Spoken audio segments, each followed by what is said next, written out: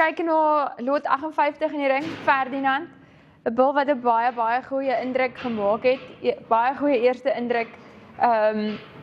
Very special bull. Hy staan ook in sy opmerkings, one of a kind, right type, right size.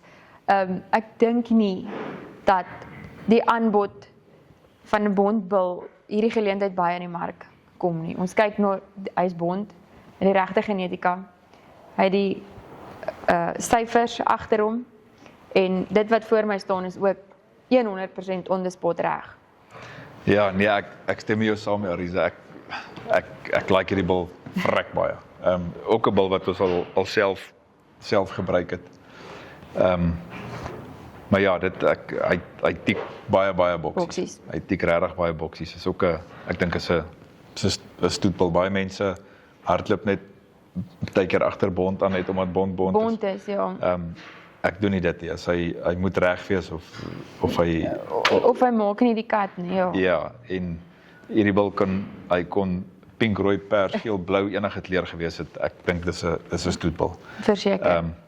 En wat hom vir my ook meer besonder maak, vir my spesifiek, toe ek begin het met die borane, het ek 'n paar embryo colors gehad, en 3 van daai oorspronklike embryo colortjies van my heel eerste borane wat ek aangekry het, is al 3 in die bil se stamboom. Ja.